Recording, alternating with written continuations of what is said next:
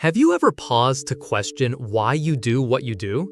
Not just what you aim to accomplish or the goals you set on the first day of the year, but the profound reason that drives your actions daily. When it comes to creating enduring success, the starting point is crucial, and most people begin in the wrong place. They start by setting targets, chasing outcomes, and focusing on what they desire: a promotion, a new home, a thriving business. But when the excitement fades, obstacles arise, and momentum slows, so does their commitment. They had a goal but lacked a reason. Lasting success, the kind that doesn't just shine briefly but builds into a life and legacy, always starts somewhere deeper. It begins with purpose. It starts when you answer the tough, personal, sometimes uncomfortable question: why does this matter to me? Not why it impresses others, not why it looks good on a resume, not why it earns applause or likes, but why, when no one is watching or cheering, you still care. Purpose acts like a compass, guiding you in the right direction even when the path is unclear or the finish line is out of sight. The journey to meaningful success is never straightforward. It's messy, uncertain, and filled with setbacks. If all you have is a goal, you'll lose your way at the first fall. But if you have a purpose, you'll keep moving even when every logical part of you wants to quit. Purpose transforms intentions into endurance. Consider the people who inspire us most. They didn't just set goals, they answered a call. They didn't just achieve something, they stood for something. Whether it was a leader rallying people to a cause, an entrepreneur reinventing an industry, or a teacher staying late to help a struggling student, their success wasn't born from ambition alone. It was born from clarity, conviction, and a relentless commitment to something bigger than a finish line. When you start with purpose, the quality of your decisions changes. You stop asking, "What will make me successful fastest?" and start asking, "What will honor the reason I'm doing this in the first place?" You stop cutting corners for quick wins and start playing the long game, even when it's hard, even when no one notices, even when the rewards feel impossibly far away. Because when you're connected to your purpose, the process itself becomes meaningful, not just the prize at the end. It's easy to admire people who have built incredible things and think they were just lucky, brilliant, or uniquely talented. Sure, talent, timing, and luck play a role, but the truth behind all lasting success is much simpler. They knew why they started, and they kept returning to that purpose when things got messy, when deals fell through, when product launches flopped, when critics emerged, and when self-doubt crept in. Purpose isn't a shield that protects you from hard times, it's an anchor that holds you steady through them. When you know your purpose, setbacks don't define you, failure doesn't paralyze you, and criticism doesn't derail you, because you aren't just chasing applause or profit. You are building something that matters to you at the deepest level. And when something matters that much, you find a way. You adapt, you grow, you stay. Purpose isn't something you find in a day. It's not a slogan you put on a vision board or a mission statement you write for appearances. Purpose is something you discover through reflection, by asking hard questions, and by noticing what makes your heart beat faster, what you're willing to struggle for, and what you're willing to lose sleep over. And once you find it, you have to fight to keep it close. In a world that constantly pulls our attention towards shiny distractions, followers, status, and awards, staying grounded in your true purpose is a discipline and a daily decision. You don't need a grand purpose that changes the whole world. You just need a real one that changes your world. Maybe your purpose is to create a better life for your family, bring more creativity into an industry that feels stale, or serve a cause you believe in with everything you've got. It doesn't have to be big, it just has to be true. When you start with a clear purpose, everything else follows. Your strategy becomes sharper, your relationships become stronger, your reputation becomes more authentic, and your resilience becomes more natural. Success stops feeling like a frantic race and starts feeling like a meaningful journey. And here's the best part. When you build success on purpose, the success itself becomes sustainable. Because it's not just about reaching a peak, it's about creating something that lasts beyond you, something that makes a difference even after you're gone. So if you want to build lasting success, don't start with goals. Start with purpose. Find your reason, hold it tight, and let it guide you when the road is clear, and especially when it's not. Because the world doesn't just need more successful people. It needs more people who are successful because they stood for something that mattered. When we talk about success, it's tempting to focus on strategies, tactics, and measurable results. It's easy to believe that if we just work hard enough, learn fast enough, and hustle long enough, the outcomes will take care of themselves. But there's something deeper that drives true, lasting success. It isn't found in numbers on a spreadsheet or captured in quarterly reports. It lives in something less tangible but far more powerful: relationships. We like to think that success is a solo journey, that it's about individual grit, personal genius, and relentless ambition. And while those things have their place, they are never enough on their own. The truth is, nobody builds anything great alone. Every lasting success story is a story about people, about trust, loyalty, and human connection. When we prioritize relationships before results, we aren't being sentimental, we're being strategic.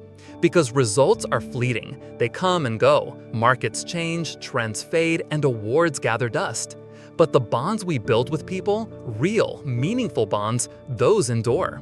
Those become the invisible architecture that holds everything else together when things get hard. And they will get hard. Think about the leaders you admire most, the mentors who shaped your path, the friends who showed up when you were struggling, and the colleagues who believed in you before you believed in yourself. Their impact wasn't about what they achieved. It was about how they made you feel, about the trust they earned, not demanded, and the loyalty they inspired, not manipulated. Success rooted in relationships is resilient because it's human. It's built on something deeper than contracts, commissions, or quarterly targets. It's built on trust, and trust is the currency of every lasting achievement. Prioritizing relationships before chasing results means slowing down in a world that constantly demands we speed up. It means taking the time to listen, really listen, when it would be faster to move on. It means investing in people when there's no immediate return.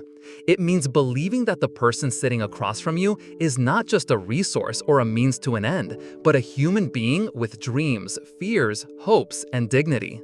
It's easy to build connections when everything is going well, when the project is succeeding, the campaign is winning, and the world is clapping. But real relationships are tested in the in-between spaces, in the disappointments, disagreements, and moments when showing up is inconvenient, hard, and messy.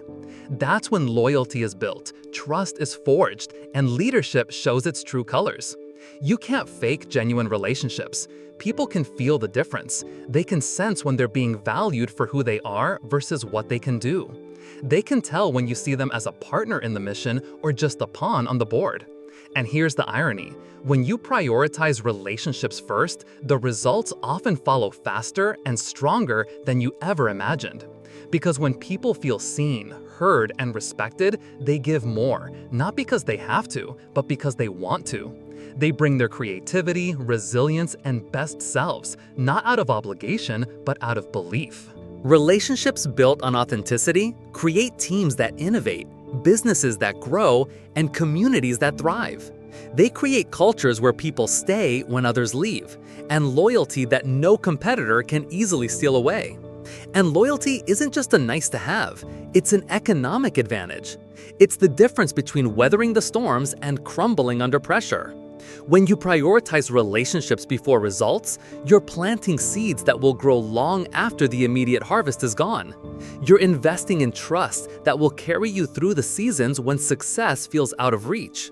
Because there will be seasons like that, setbacks, dry spells, and moments when every metric tells you that you're failing. And in those moments, it's not the flashy strategies that save you, it's the relationships. It's the people who say, "I believe in you," when you're struggling to believe in yourself. It's the team that stays and fights when it would be easier to leave. It's the customer who says, "I'm with you," even when you mess up. We live in a world obsessed with results, metrics, and performance. But real success, the kind that sustains over decades, doesn't come from treating people like numbers. It comes from treating people like people. Relationships require patience, vulnerability, and showing up not just with competence, but with heart. It's not about being perfect, it's about being present. It's about admitting when you're wrong, celebrating other successes even when you're struggling, and offering grace when mistakes are made.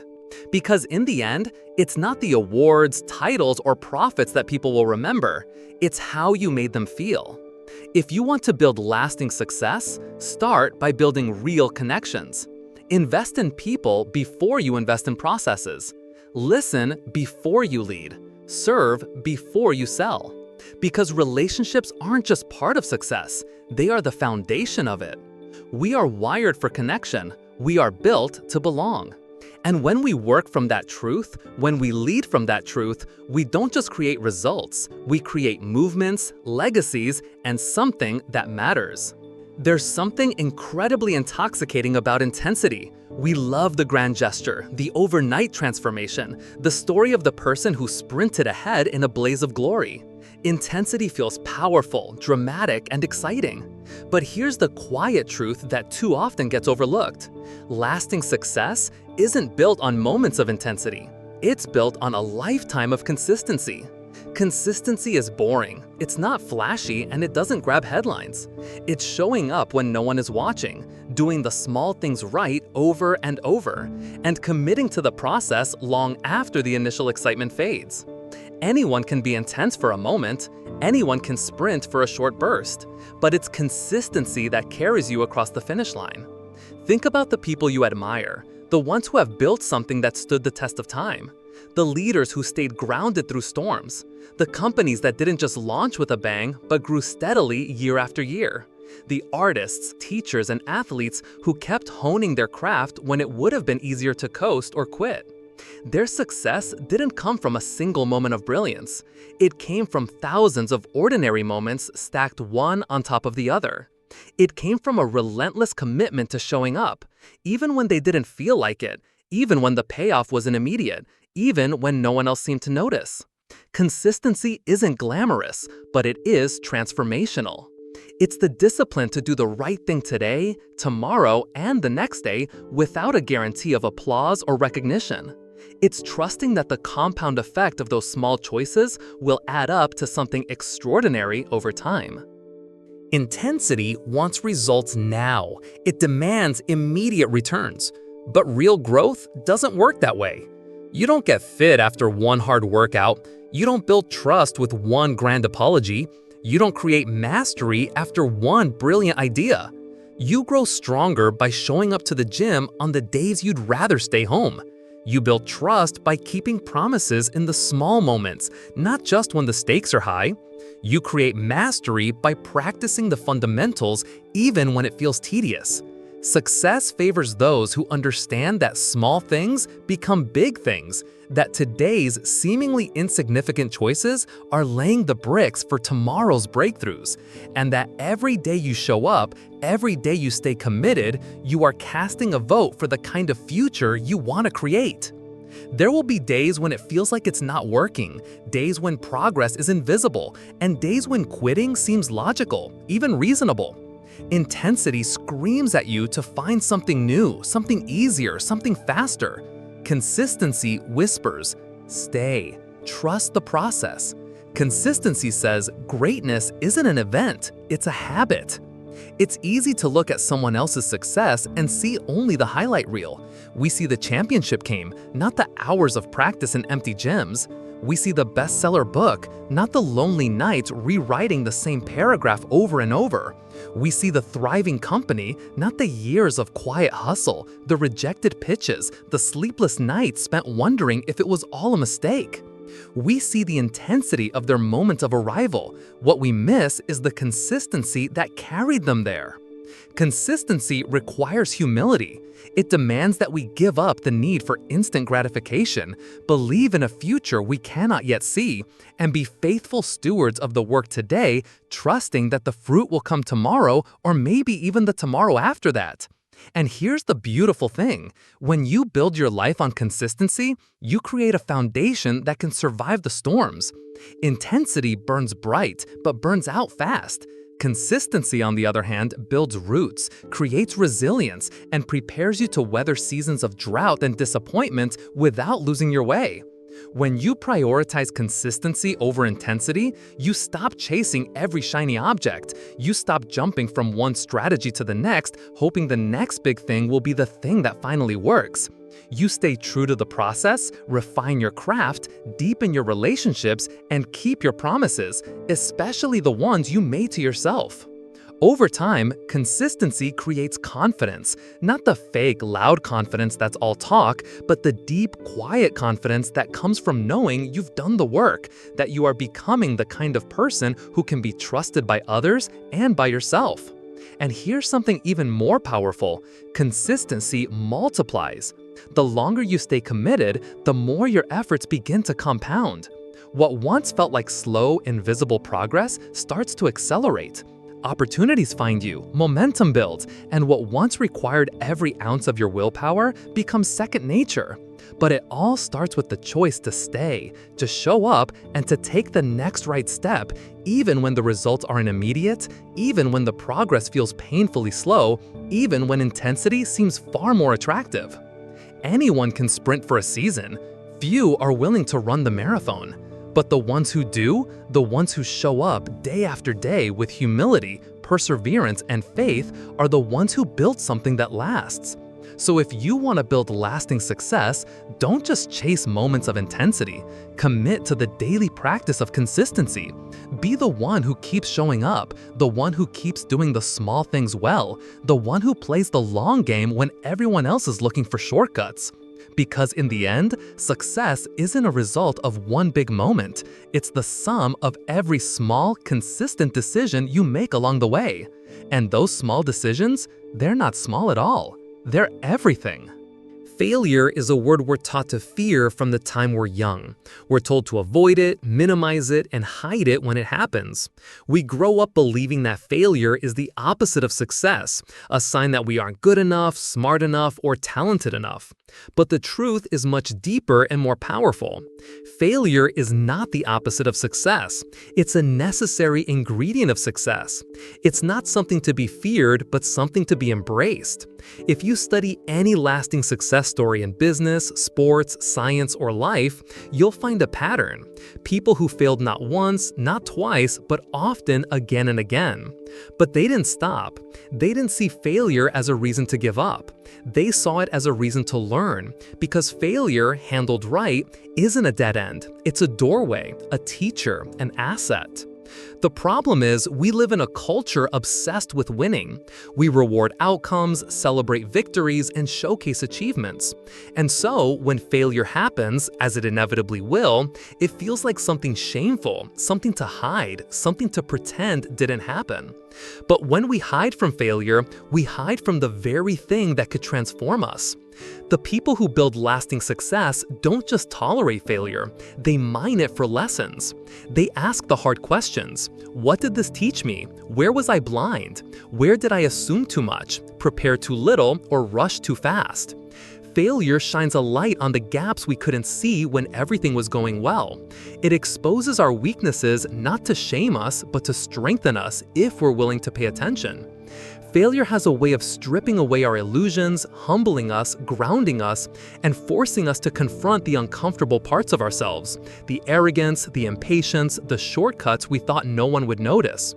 And as painful as that is, it's also how real growth happens, not through comfort or easy wins, but through failure that refines us, reshapes us, and invites us to become better than we were before.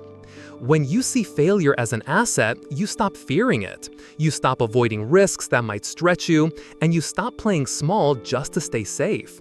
Instead, you start leaning into challenges, taking bigger swings, and embracing the uncertainty of the process, knowing that even if you fall, you'll rise stronger. You realize that every failure carries within it a seed of wisdom if you're willing to do the work to find it. Failure teaches resilience, perseverance, and creativity. Some of the most brilliant innovations we celebrate today were born from mistakes, from experiments that didn't work the way they were supposed to, from people who were willing to ask, "What if?" when everything seemed to point to no. Failure has another gift too. It builds empathy. When you've fallen and gotten back up, you are slower to judge others, quicker to extend grace, and become the kind of leader, friend, and teammate who creates spaces where people feel safe to try, stretch, and grow because you know firsthand that failure isn't weakness. It's part of the journey. It's important to understand that embracing failure doesn't mean celebrating mistakes for the sake of it, being reckless, or refusing to learn. It means refusing to let failure define you. It means choosing to define yourself by your willingness to get back up. It means seeing every setback not as a verdict on your worth, but as feedback on your process. And feedback, when we listen to it, is one of the greatest gifts we can receive. When we fail, the easy response is to blame the market, the team, or the circumstances. But growth happens when we take ownership, when we ask, what can I control? What can I change? How can I be better next time?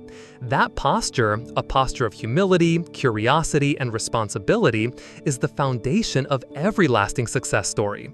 There's a paradox here that's easy to miss. The people who look most fearless aren't the ones who have never failed. They're the ones who have failed so many times that failure doesn't scare them anymore. It doesn't define them or limit them, it liberates them. When you embrace failure as an asset, you free yourself from the tyranny of perfectionism, from the crushing weight of unrealistic expectations.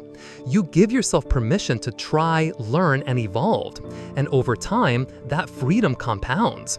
It fuels your creativity, resilience, and courage to tackle bigger and bolder dreams. Failure doesn't feel good. It stings, humbles, and frustrates. But it also purifies, sharpens, and clarifies. It burns away the distractions and reveals what matters most. And if you let it, it will push you closer to the person you are meant to become. So if you want to build lasting success, don't run from failure. Welcome it, learn from it, and let it shape you. Because failure isn't the enemy of success, it's the training ground for it. And every time you choose to rise after you fall, you're writing a story of resilience, growth, and courage. A story that will not only shape your success, but inspire others to chase theirs too. There comes a point in every journey where the grind wears you down, where the late nights start to feel heavier, and where motivation alone just isn't enough. And it's in that space that something powerful is revealed, the difference between those who chase a goal and those who follow a vision.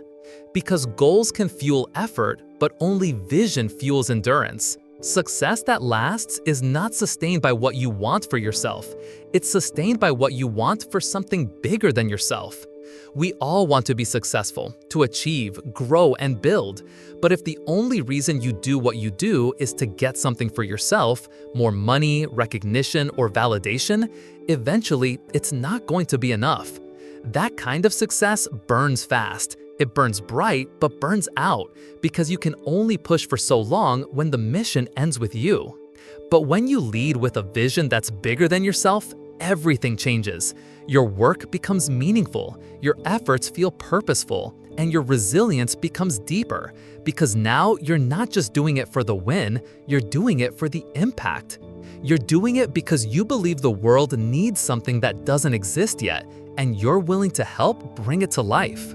There is something deeply human about wanting to be part of something greater. We are wired for purpose and meaning, and when our work aligns with a vision that stretches beyond personal success, we come alive. We push harder, last longer, and rise after failure not just because we want to succeed, but because we believe we must, because we're carrying something forward that matters. A vision that's bigger than you doesn't come from ego, it comes from service. It asks, who can I lift? What legacy can I leave? What future can I help create? It's not about what you can extract from the world, it's about what you can contribute. And that shift, that reorientation, is where real leadership begins. Leading with vision is not about having all the answers. It's about having the courage to pursue a future that doesn't exist yet and inviting others to join you in building it. It's about casting a picture of what could be, even when the present makes it hard to believe. And it's about anchoring that vision in something that gives people a reason to care, a reason to show up, and a reason to stay, even when it's hard. When people feel like they're part of something bigger than themselves, they give more. Not because they're told to or because they're paid to, but because they want to, because they believe.